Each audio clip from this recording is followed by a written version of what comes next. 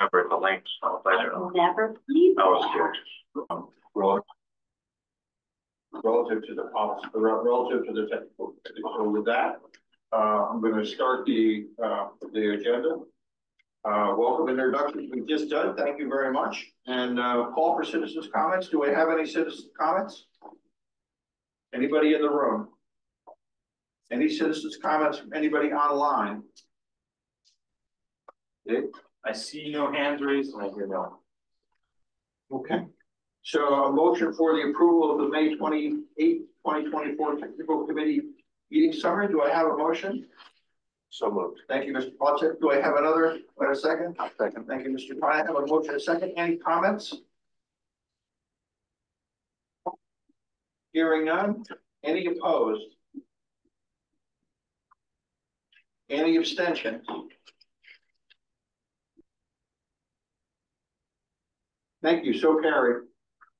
Communications and announcements, Brian. I have a few pieces of correspondence and I'm happy to share. The first I've handed over to Sandra.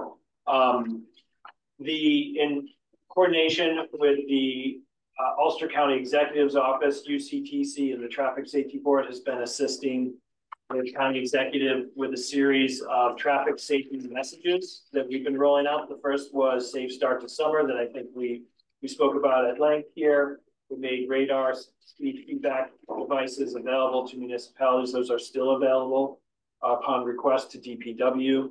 And we have been coordinated with the Ulster County Chiefs of Police for an enhanced enforcement blitz during the first 2 weeks of July. And there was significant ticketing for excessive speeds. So this fall, we will be continuing the outreach effort, and it's going to be Safe Start to School and focusing on some back to school messages, specifically safe school bus, following the rules around school buses, making sure that we have safe passing and stopping when school buses are stopped on our roads.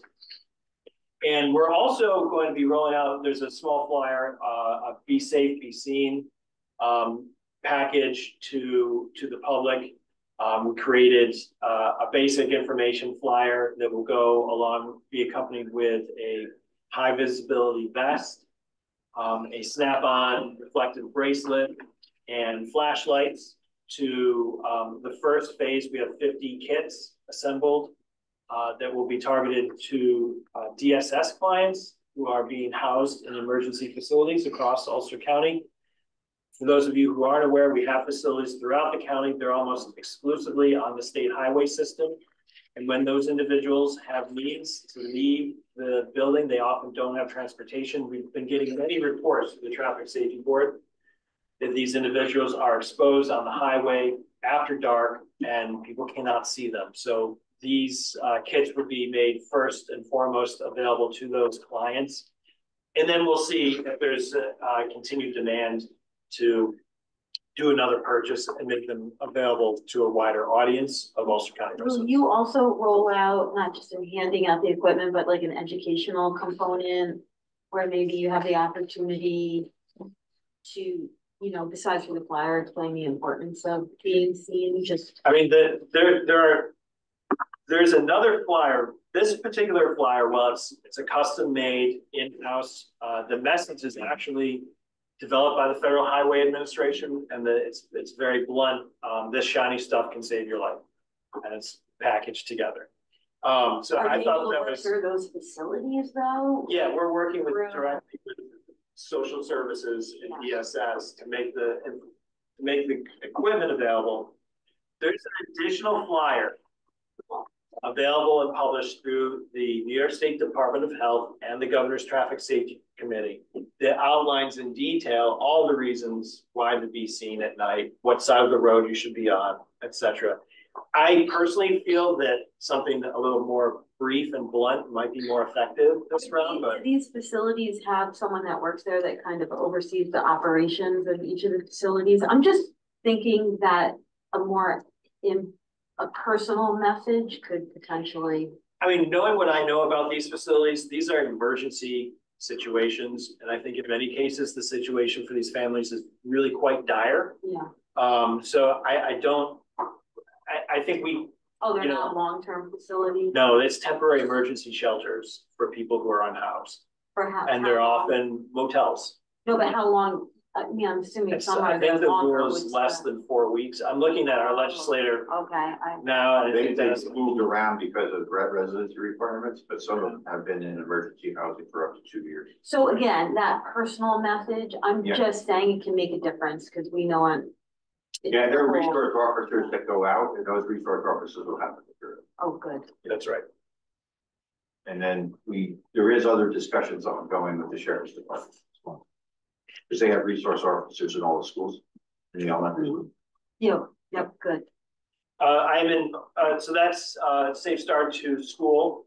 I have a piece of correspondence from the town of Lloyd that is directed to Region 8 DOT regarding the intersection of Haviland Road and 9W. Supervisor, I don't mean to put you on the spot, but would you mind? Sure. Elaborating? We've had residents, and I think it just got I guess came up since we finished Tilson Vineyard now, so people go. So if you think about Haviland is the road right off the bridge.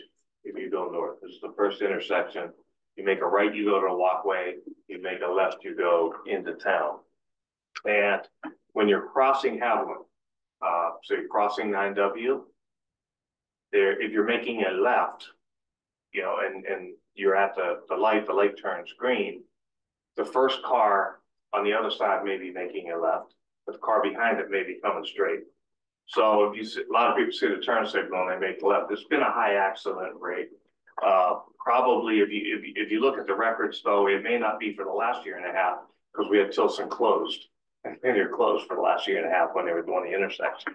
But now that it's open again, and we have more people in town, obviously, and there's more people to walk with. It appears like it might be a good spot for a left turn signal. Permissive left. Yeah, it might be a green arrow on both sides for maybe the first 15 seconds or whatever to clear the cars, and then otherwise it's arrow and green. So that was the request. We had it from a few residents. We talked it over with our town board, and that's why we sent the letter.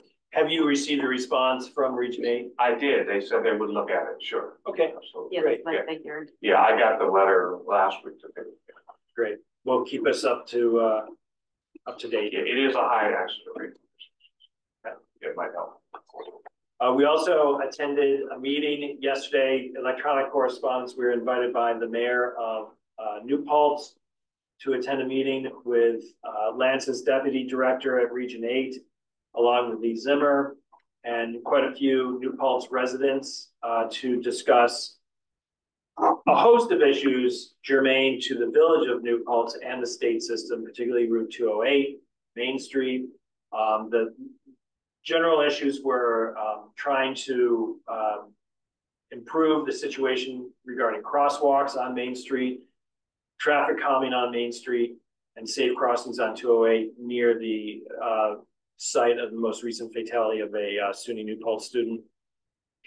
There was a very good attendance. Stephen O'Shea was in attendance, who's here today, as well as Ryan Russo, who is the executive director of the National Association of City Transportation Officials, was in attendance as well and made some interesting comments. So it seemed like a productive meeting.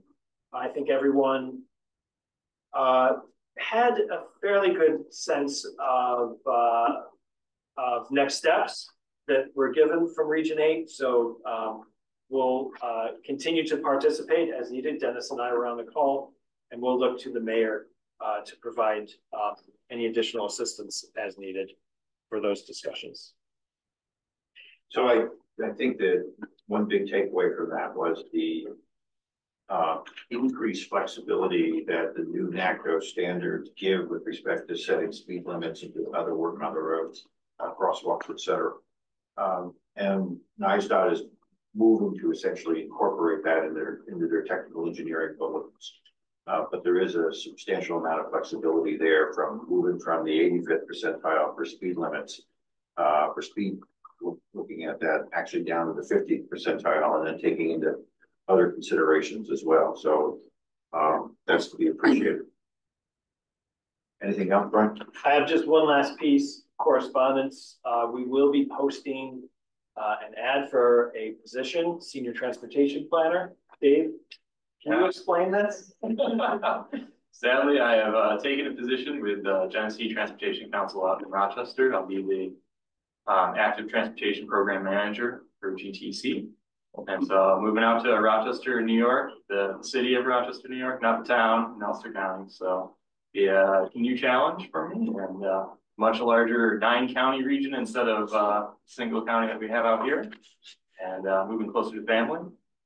Found 2 jobs in the area, so that's great. So yeah, it's moving quickly. Congratulations. Thank you. Yeah. Sorry to see you go. Sorry to Congratulations. go. It was difficult. That's the only one. Yeah, it was a difficult decision to make. It really was, and yeah. You might recall that I came here from Rochester, so I've been giving Dave a lot of tips and pointers about neighborhoods and restaurants, and trying to get him to memorize the 9-county region off the tip of his tongue. You'll learn it. You'll learn it soon enough. Still got some time before I start. Yeah, so start date for that is September 23rd.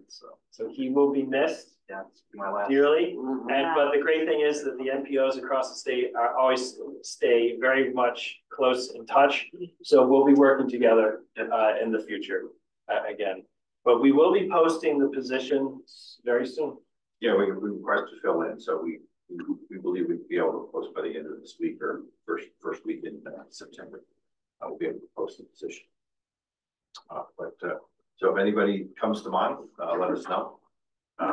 It is a civil service position, so just be aware of that. And I would just echo Brian's comments. They will be very sorely missed, and we look forward to working with them in the future as this goes as we move forward.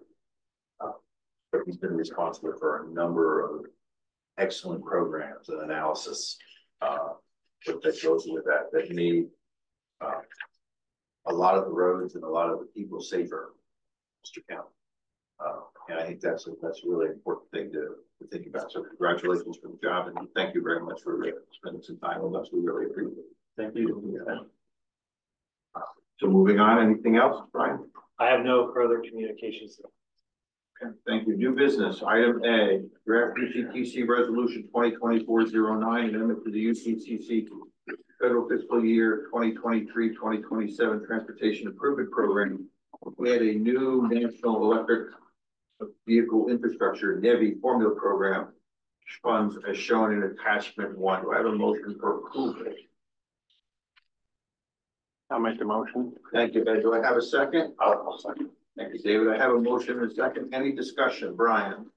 So this resolution is actually the main reason why we're here doing a special joint meeting, because there was, I believe, a need to expedite this addition to the UCTC tip. As the agenda description explains, this is a National Electric Vehicle Infrastructure Formula Fund project, which it's funding actually to NYPA, the New York State Power Authority, for the operation maintenance of a new EV charging facility located on Route 212 in the town of Saugerties. I believe, if I'm not mistaken, this is back in the plaza, sort of adjacent to the McDonald's as you get off the thruway on that side. I don't know the exact location of where this facility will be located. Last year, New York State DOT approached us with a very similar project in the city of Kingston, near the intersection of Hurley and Washington Avenue. So the project is to create the charging facility for a total project cost of $1.2 million.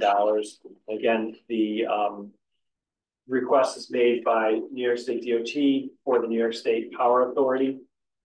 Regarding the action on the tip, this is a new addition to the Transportation Improvement Program. Any new project requires technical committee approval, 15-day public comment period, and final policy committee approval. This amendment has been open for public comment. We took the initiative to post the public comment in August. We have received no comment. Yes, Mr. Lutz. Will this facility be able to charge our bus fleet? The short answer is some of them, not all of them. The smaller buses, the smaller electrical vehicles, then yes, the major big buses, I don't believe that that's the case. They're a different charging model than these. And the other thing is that you start to think about these in terms of site needs for buses versus site needs for vehicles. So even if it was capable of charging them, parking the bus and getting charged may be the problem. But the infrastructure, once it goes in, we're having some discussions relative to other infrastructure that we're looking at that's being proposed to see whether or not we can accommodate bus chargers, but they draw an awful lot of juice. Yeah, I mean, the NEVI rules do state that they have to be publicly available or available to authorized commercial motor vehicle operators for more than one company. So whether it makes sense for UCAT is, I think, a question for UCAT. Yeah, well, we know the E-Transit vans, I think they can charge, but those are generally, they're 14 passenger vans. We know what those chargers fit in level 2 chargers. So we know that they can charge those and they fit in a normal parking space. So those they can charge. We know that that's the case. Whether we'll use them or not, in stories, I don't know. But it's nice to have the option. Yeah. And, you know, while they're doing the construction, we should look at whether we could, for the larger buses, at least put a stub in or something. So maybe, you know, 40 feet down from where this is, they can hook on and have a place to park a larger bus or something like that. Because, you know, we're already, you know, digging up the earth and putting conduits in. And so if they stubbed up, for future. Okay. I mean, we know we're moving, we already have a partial electric fleet and we're moving to a total electric fleet. So we will need charging stations.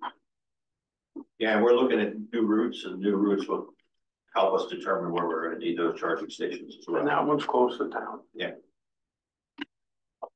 Anything else? Any other comments?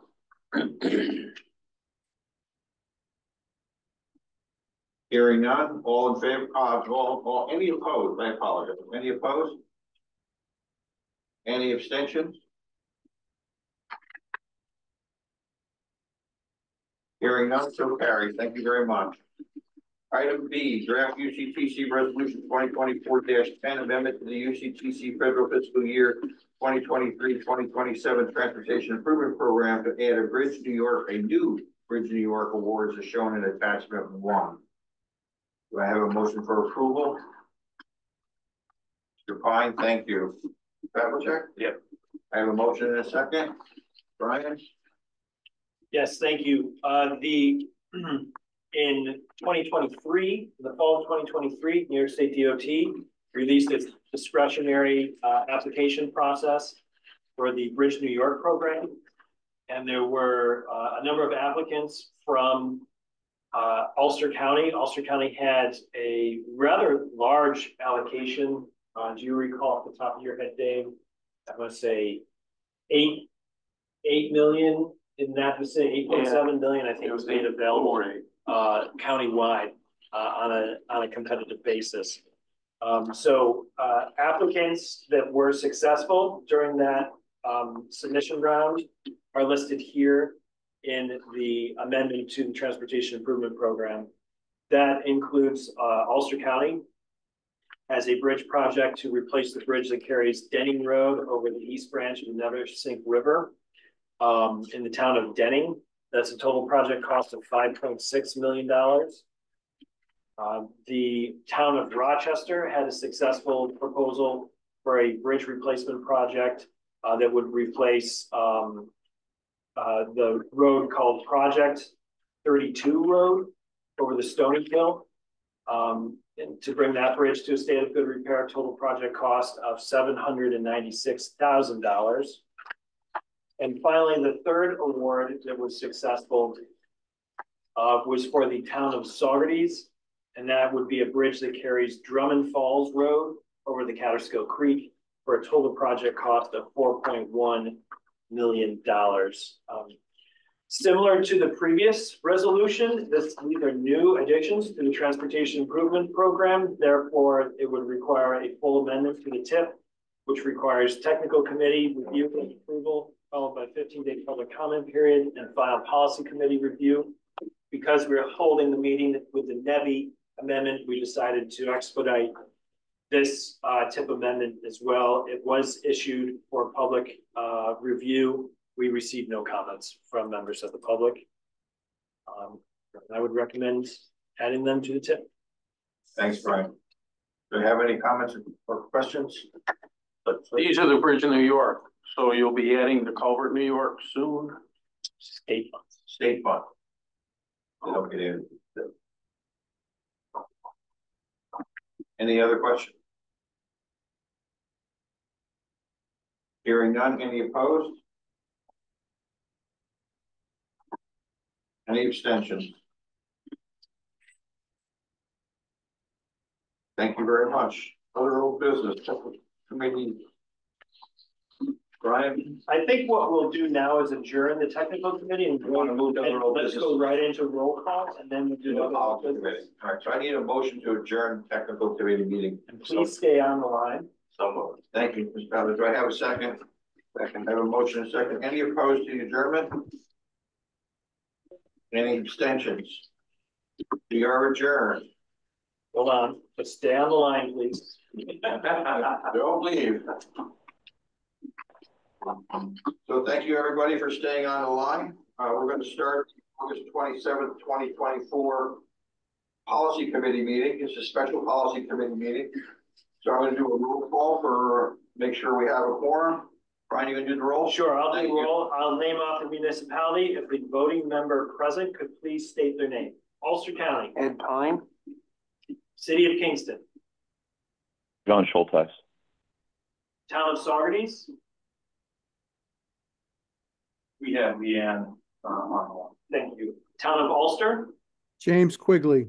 And please note, I was also on for the technical committee. Thank you, Supervisor. New York State Department of Transportation. Sandra Johnson. New York State Thruway Authority. Nancy Zhou, Village of Saugerties. Town of Rosendale. Town of Lloyd. Present. Town of Plattekill. Village of Ellenville. Do we have someone to play? We have a nondescript supervisor, have that unmuted. Okay, Town of Plattekill, Supervisor Depew, are you here? Okay. Village of Ellenville. Town of New Paltz. here, Amanda Gatto. Thank you, Supervisor. Town of Woodstock. And Town of Gardner. Mary Beth Majestic. Thank you, Mary Thank you, Beth. Supervisor, I have 1, 2, 3, 4, 5, 6, 7. I have 8, yes. Okay. But regardless, it is a quorum. Oh, yeah, 9. It is. Thank 9. you. Yep, you can count it. Thank you. So thank you, everyone. Item 2 on the agenda is to call for citizens' comments. Any citizens' comments? In the room? Any citizens' comments online? Thank you. No citizens' comments. Item 3 on the agenda, approval of the June 25th, 2024 Policy Committee meeting summary. Do I have a motion for approval? I'll move it. Thank you, David. I have a motion for approval. Do I have a second? Second. Ed and I are swap back and forth. There you go. This time. They're probably in the room today. So we have a motion and second. Any discussion? Hearing none, any opposed? Any abstentions?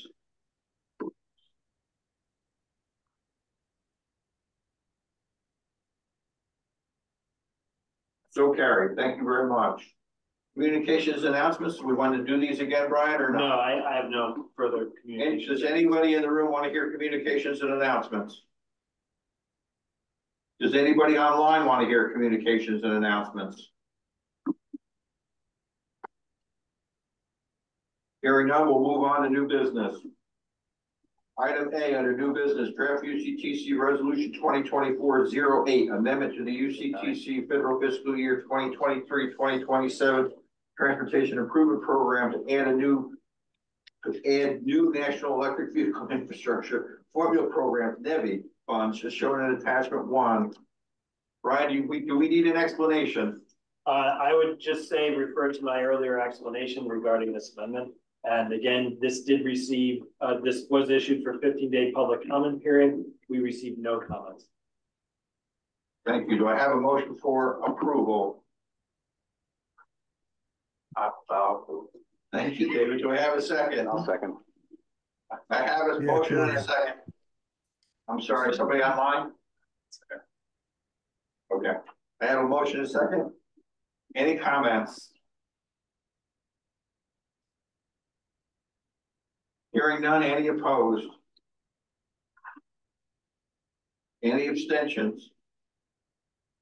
So carried. Thank you very much. Item B, draft UCTC resolution 2024-10, amendment to the UCTC federal fiscal year 2023-2027 transportation improvement program tip to add the New York Bridge of New York awards as shown in attachment 1. We have a motion for approval. I make the motion. Thank you, Ed. Second. I have a motion and a second from Mr. Pavlicek. Thank you very much. Brian, quick explanation or not? Again, these are Bridge New York awards. They were graded and ranked by a UCTC subcommittee based on an allocation provided by New York State DOT, a sub-allocation. The awards were, the process was conducted in between 2023 and 24, and the awards were issued this spring. So we're pleased to be able to program them on the transportation improvement It's a substantial amount of money. It's like 15 million or something. Yes, we received far more than, than what was our allocation. initial allocation. So yeah, I knew that was the case. So thank you. Any comments? Concerns?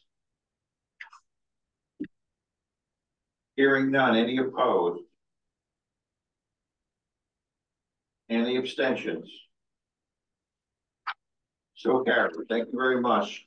Brian, now we're going to move to old business. Item number 6 on your agenda. Thank you. Sure. Funding opportunities. I'm going to talk very briefly about funding opportunities. I'm going to ask Dave on doing that. If you could bring up the participate Ulster page and perhaps also the UCTC right page. So funding opportunities, there has been an open funding opportunity for issued by the Federal Highway Administration called the Safe Streets for All Planning and Implementation Grants program. This, I believe, is the second or third round of the Safe Streets for All program. It's a new formula program under the bipartisan infrastructure law that allows for planning funds to conduct systemic safety plans for our roadways, as well as implementation funds to implement safety countermeasures on our streets of a proven crash reduction factor. So David has been working very diligently over the course of the summer in compiling a Safe Streets for All planning grant proposal. Is there anything else you want to add? We're just getting the final letters of support. I think we got Michelle Hinchy's office and Mayor Noble letters came in. The application is due on the 29th. We have pretty much everything set up, just ready to hit send once we finalize all our letters. And that will be for an update essentially to the county road safety plan and to bring it in complete compliance with the requirements for Safe Streets for All for implementation funding. David was the project manager on Ulster County's 2019 road safety plan, which was actually pretty an avant-garde plan. We were one of the first MPOs in the state of New York to have a plan of that caliber. And then the bipartisan infrastructure law was passed, which had new rules for conducting systemic analyses. And so we didn't have all the components, we had most of them. So that's one of the problems when you're a leader in these areas. So we are going to use this opportunity, if it's successful, to bring our plan into compliance and identify those areas. It looks at high crash locations and controls by the amount of traffic volume you have, and then does a summary by traffic severity, frequency, or crash severity, frequency, and things of that nature. So this will be a very valuable document to have updated for the UCTC. And we look at over 10 years of data goes into this analysis. So. Great. I have no other funding opportunities that I'm aware of at the moment. So I have one that it's not an opportunity generally, but it is an opportunity the county is pursuing, and that's the Innovative Mobility Initiative from NISTOT, which takes a look at some of the funding for innovations in mobility, particularly transit and microtransit. The county legislature did authorize an application for this funding, and the planning department is working with UCAT on that application for looking at microtransit options for certain areas of the county that are currently underserved. And the way the grant is written, or the NOFA is written, it's to serve underserved areas with particular attention to disadvantaged communities. And it has to be demand responsive. So we're working on that right now. We'll wait and see in terms of what that budget will be. There's about $3 million available, the maximum you can apply for. You have to run the service for a minimum of 5 years, as I recall, and there's some money in there for capital as well. So we're looking at capacity issues. We're looking at areas where we think that there's needs to be service. The good news is that the county did participate in a very recent microtransit work as part of a NYSERDA grant program, where we worked with a private company called VIA in terms of where microtransit would be effective. So we have that effort that we can lean on, and we're also going through a route analysis for UCAT as well. So we have that effort we can lean on. So between the two, hopefully we can figure out where the best place to do this, what size buses we would need, or vehicles, I should call them buses, vehicles we would need, and then what a budget would be for that. It is early on to say where we're going right now, but we are working. That's all I have. Great. I can move into project updates unless there are any other funding opportunities we might be aware of. Dave, if you wouldn't mind going to the Participate Ulster page. Sure. I want to start and just show some project updates by showing progress through some of the public facing pages that we use here. So this is Ulster County's Participate Ulster County. All of the county's projects that have public participation are shown here. So you can go visit all projects, and I'd like to go to the route optimization project. It's just a little slow to load. So you can scroll down. Many of these are not UCTC projects, but we're welcome to, they allow us to host our projects. So the UCAT route optimization plan is been ongoing for the course of this calendar year. And we're about to come into a pretty significant pivot point regarding project progress. Just to give you an overview of the project, the purpose of the project is to evaluate all of Ulster County Area Transit's fixed routes, bus routes that it's currently operating throughout Ulster County. Look in great detail at ridership, on-time performance, popularity, where those routes are going, and the demand of those routes, and begin to evaluate them to see if they can be improved. And one of the big components of the project was a significant public survey. So we did have public outreach at the beginning of the year. The survey, we had over 600 respondents to this survey. I believe close to 70% of those respondents were outside the city of Kingston, according to the evaluation by our consultant. I should say this is a project that's being run by consultants Foursquare ITP, and Jacob Fritz is a sub-consultant on the project.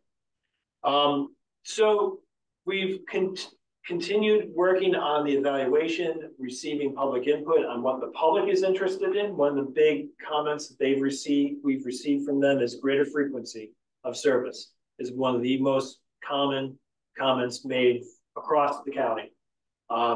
Sunday service was another common theme that members of the public would really like to see. And then there were a number of other points that were made. You can just scroll down a little bit, Dave. All of the documents associated with this project are available on the right-hand side. You can keep going, Dave, keep going down. And then you can see the life cycle and where we're at. We've completed most of the data collection.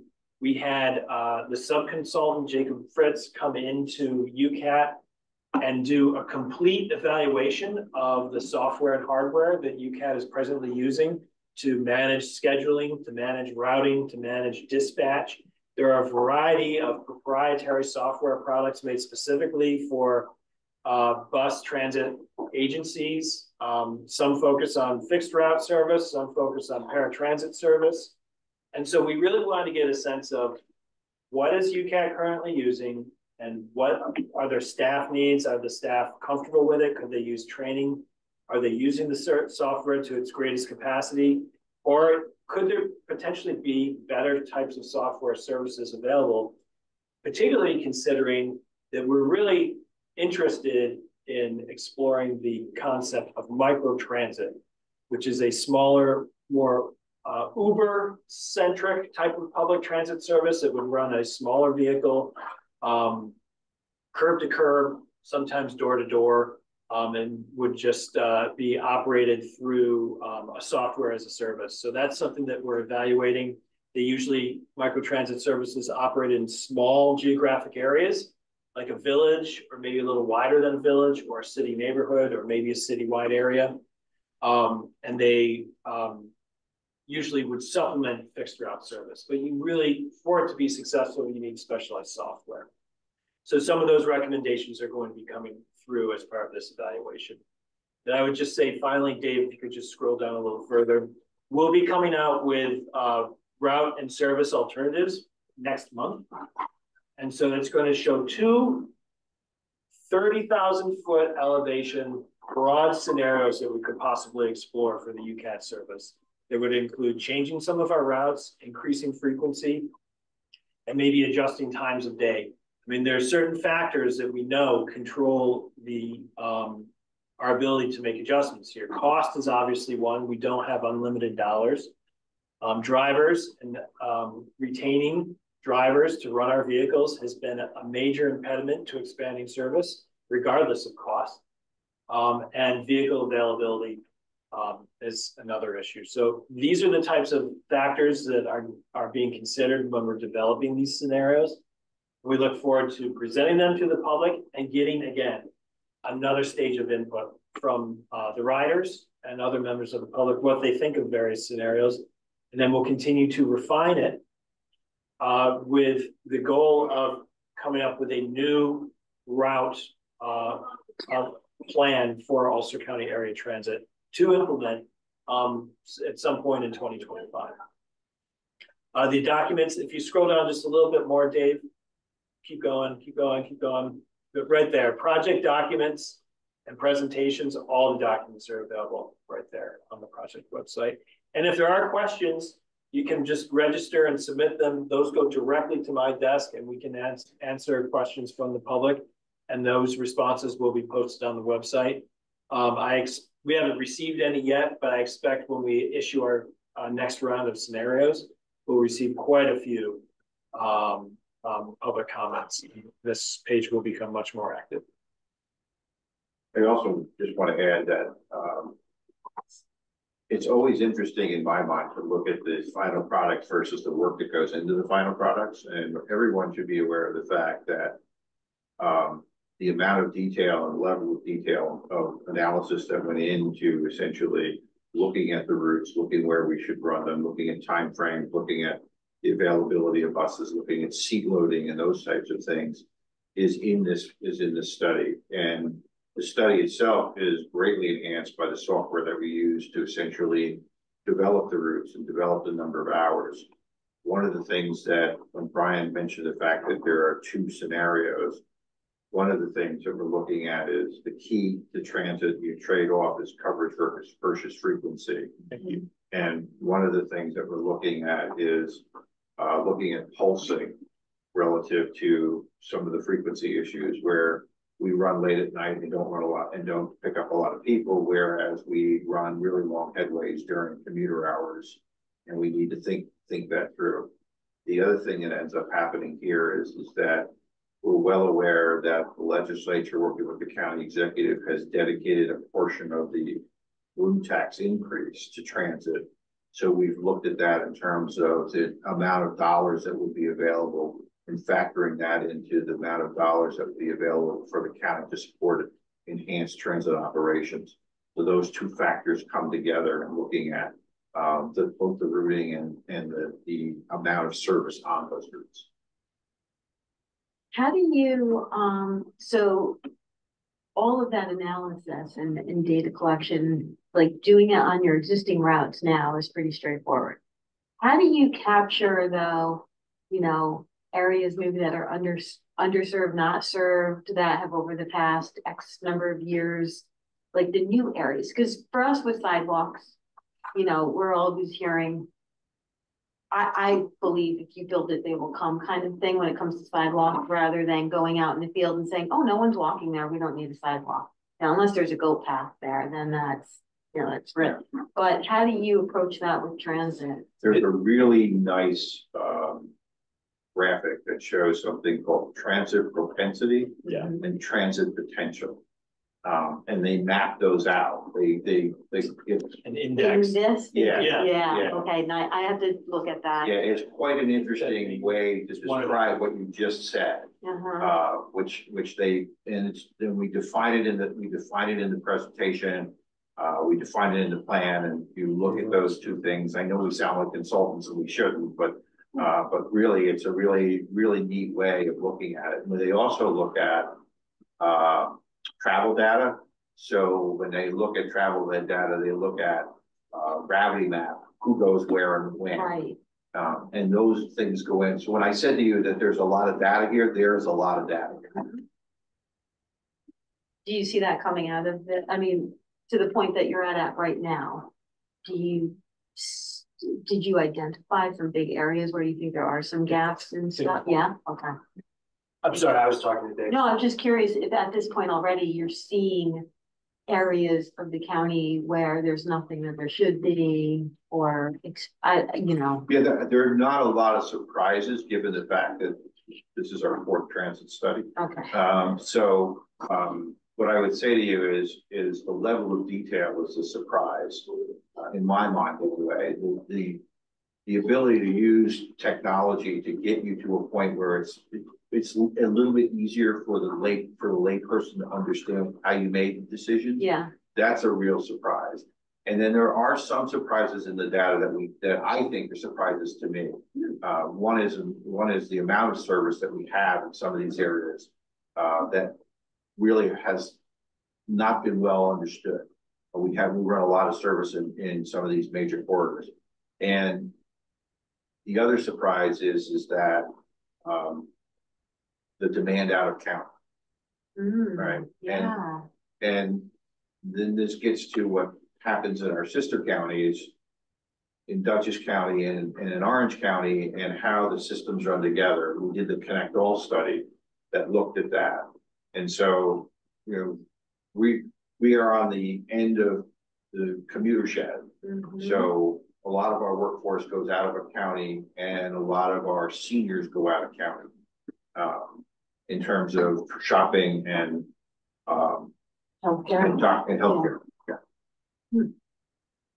So we would expect another announcement to come out probably mid-September regarding our next round of public engagement. So please look for that and I would encourage all of our members to forward those announcements to your constituents so that they're aware and can participate and learn about how we're planning for the future of transit in Ulster County. Our next project update, I want to talk briefly about the Human Services Transportation Plan. We don't have any web updates to show you on screen. I received that final draft plan this morning, just before leaving the office. I do not expect my internal review to take very much time, so I will make that plan available for public review this week. The Human Service Transportation Plan is a requirement for recipients of the FTA 5310 program. That's enhanced transit for people with disabilities and senior citizens. And this also has a very detailed transit analysis. We did quite a bit of public outreach. So the projects really overlap very nicely with each other. And we've learned quite a bit. We've been working with Transpo consultants on this project in particular. So we're very pleased to bring that to a completion. In the past, we have asked this body to officially approve it and adopt it. It's not necessary, it's not a requirement, but we may do that again. And I can present the final recommendations of that plan in greater detail at our next meeting. I think this plan is tied to something called 5310 money, and 5310 is federal funds that are available for seniors and disabled transport, specialized transportation. So we've seen this used in the past by affordable housing groups that essentially are that have senior housing work. We've seen it used by ARC and others, Catholic Charities in other counties. I will tell you that we had funding available for 5310 money recently, and no one applied. And we reached out again to those entities that were typical to apply and other entities as well, and they declined. And part of the reason for the decline, and I would hope that this gets taken back to NISDOT, and we're certainly going to have a conversation with our federal representatives, is the reporting requirements and the amount of effort, the paperwork, just not worth the amount of money that you can get, because you get like $100,000 for a bus, you get $100,000 for paperwork. So a lot of those individual entities that are small nonprofits or working in the affordable housing realm, they're like, we'd love to have the bus. We could use it. We could use some of the money for operating assistance, but we just can't deal with all of the paperwork and reporting that goes with it. And so they've literally passed it up. And we've seen this in a number of federal programs where the paperwork burden has become to an extent that it can be a bit overwhelming for some of the smaller operators and some of the smaller entities that are out there. But Family Woodstock turned it down, Gateway turned it down, ARC turned it down. There were a number of entities that literally turned the money down. And we have remaining funding in the $200,000 range. And we turned, because of lapsing funds, about $100,000 back. We actually gave it to a sister county in Dutchess County. We transferred it. We reached out to Dutchess and said, rather than have it go back and go into a statewide pool, we knew that there were some applications in Dutchess County that weren't funded. So we were able to essentially move that money into an application for Dutchess County. But be aware of the fact that there is that concern, and it should be heard back at NISDOT, and it should be heard back in the federal. Thanks, Brian. The next update I have is regarding the Route 9W Corridor Management Plan, or Route 9W Mobility Plan within the town of Ulster. We have no web updates to show you right now. I can tell you that we had hoped to have the final draft recommendation plan available in June of this year. And we are on track to have that document approved by the technical advisory committee that has been managing the project internally, members from the town of Ulster. We did receive quite a few detailed comments from the New York State DOT Safety Division late in the game. We are very pleased to have those comments because they were very timely and relevant and very detailed. It would have been better to get them earlier on, but we're happy to get them, period, so that we could address them. So we've been spending time working with our consultants, Creighton Manning, to address all those comments. And these were nothing major. There were no game changers here or serious concerns. It was some issues regarding some of our data compilation and some of the conclusions that were drawn regarding crash frequency on the corridor. So those corrections were being made and incorporated, and we have an internal meeting to talk about that final draft being ready for review well, the internal meeting is for this week. We hope to have the final draft ready for review next month. So it's a significant delay when you count the delays we've had in this project since we've begun it. We had hoped to have the project entirely completed by now, but we're still making progress. So in September, what the public should expect is the release of an interactive story map. So that's an online presentation, a fly through that members can review some of the graphics developed that detail the recommendations we've made for this corridor. It's a significantly large study area of Route 9W. And then we'll have the written report of those recommendations. These are draft reports open for public comment. So we'll be making them available for public comment. As soon as they're ready for review, we'll do wide announcement of that availability. Sorry to ask this question, but are you planning on having, even if it's ranges for cost for recommendations? Yes. Yeah, I would really recommend like a range, you know what I mean? That we've done that in the past, that works well.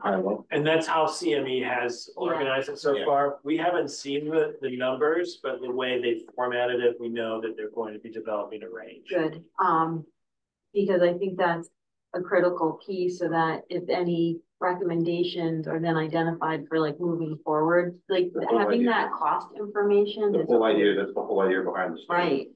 The whole idea behind the study is to prepare the corridor for future grant applications. Or future funding from NISOP relative to this. I would say that during the latter days of the study, NISOP magically found a signal project that we didn't know about for the entire study. Very disappointing to finish the study and find out that there's a signal project. All right, well, who was your point of contact? You have your first. David Corrigan. That was your decision. So. Well, it wasn't. It was not. We came to your department asking for recommendations. So, all right, so you have your point of contact, so that's the important thing, you know, is the point of contact needs to. Now, the other. It never matters whether when we're doing work on NISOP Road to our point of contact, we're always talking to the wrong person. So, all right, so you're gonna have cost ranges, which is off. The other piece that's sometimes helpful, and maybe you want to think about this, is some sort of phasing or staging or even a prioritization of the recommendations. That can also and this report does that. Yeah. Incredibly helpful when a piece of money is available, like, you know, at least during the study period, where was the place maybe you think would be best to go after first. Right. We have near-term, mid-range, and long-range recommendations. The near-term being those recommendations that we felt were relatively cost-efficient. Things like paint on the highway, things of that nature. Yeah, that's good.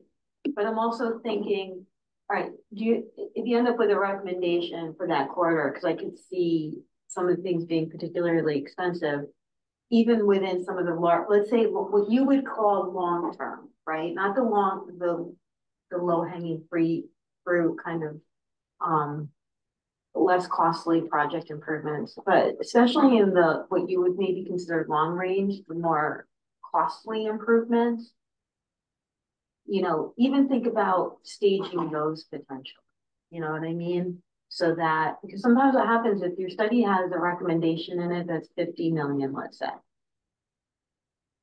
People get hooked on the 50 million. We can't get 50 million. We can't get 50 million. Well, can you do the 50 million in 2 projects? Staging maybe is a better way of sometimes thinking about it. I'm just throwing that out there too, because that's been incredibly helpful. And a lot of times what happens is if you have that 50 million improvement for a corridor like 9W, but you can leverage the 25 million first stage, then the momentum really builds, and then you can get the second, you know, 25 million or something. So I'm just throwing that out there for something to think about, and it probably is more applicable to maybe what you're envisioning as long. Yeah, we're looking at it in that way. The other thing we're looking at, quite frankly, is safety improvements versus improvements to congestion. So you're looking at the two of them, how do you weigh them out from particularly on bike ped? Because the bike ped, They're usually related. the bike ped infrastructure in the corridor is anemic. Yep. And that's the real question that we're trying to solve. Absolutely. And some of the other questions with respect to congestion are not that expensive, and not that pressing, whereas some of the questions with respect to some of the intersection congestions can be solved by something as simple as signal synchronization and camera signals, that using the technology that's now available for signals compared to the technology that's currently in the corridor. So it's there. Good. And the part of the discussion has been in response to the comments. A, here's the overall report, and B is here's some specific response to the comments, which would be a supplemental, and that's a conversation that we're waiting for our consultants to see whether or not they think we need a supplemental. We put it out as a supplemental to the report. Here are things that we think should be done almost immediately to address some of the comments. So nice has it. Good. But we're pleased to see the signal. Oh, yeah. It's a lot of moving parts, you know. It's a big system all the way from Westchester to Ulster. Right. I just have two more projects to provide updates for. Dave, do you want to talk about the Kingston Railroad Safety Project? Sure. Yeah, we have submitted back our comments to WSP to get that report finalized. Then from there, they're going to be developing an ArcGIS Online component. So the contract will be extended, but the report, the report itself is essentially done. I don't think there will be any real changes to the findings of it. Yeah, so we'll pending WSP's availability, get that closed out. Which study is this? The Kingston Rail Crossing study, which is taking a look at taking a look at safety throughout the rail corridor in the city. And then finally, we're very excited to begin the update of the UCTC Long Range Transportation Plan. We have consultants FHI Studios under contract to assist us with public engagement, as well as taking on some other graphic design and mapping components that we might need assistance with. We anticipate having a launch of that project in early October. For all of our projects, I think folks are aware, we usually have a technical advisory committee, a small group of interested individuals to sit and guide project progress. For the purpose of the long range transportation plan, since that plan is really a project and a product to be used by the UCTC technical and policy committees, as well as UCTC staff, we're going to ask that the UCTC technical committee membership actually comprise the advisory committee for this project. And how we're going to do that is, as I envision it at this point in time, is during our regular UCTC technical committee meetings, we will have project updates so that the tech committee can provide input and learn about how that project is being developed. The document itself, David, if you could just, since you're on the webpage, just go to the LRTP page. We're not anticipating doing major revisions to the LRTP for this iteration. The LRTP is required to be updated every 5 years, and it's due for completion September 30th, 2025. So I would expect the document to have some new graphics, maybe a new format and layout. The content will be largely the same, but updated with Census 2020 information and any other new requirements as detailed under the bipartisan infrastructure law. Right now, we host a static PDF document on our webpage, so this is available for download. And I still have physical copies of this if anyone's interested. There's about 10 or so in my office. But we have requested FHI to develop a fully digital online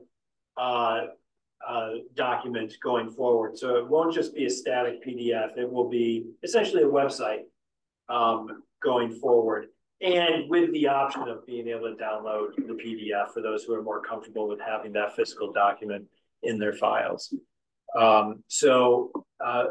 we were really pleased with the 2045 iteration that's just in front of us right now. But as we made our way through it, we grumbled quite a bit with certain components that we just thought, we were wondering if we really needed certain sections anymore. Is it a requirement, or is it why are some of these charts and graphics still here? Some things just sort of hang on over time that were included in an earlier iteration, and they just stay there, but are they really necessary? So we're really looking to right size the document, always make it as accessible to members of the public so it's useful. But the purpose of the document is really to look at the transportation system holistically in Ulster County, and then begin to identify the needs of that system over the course of the next 20 years.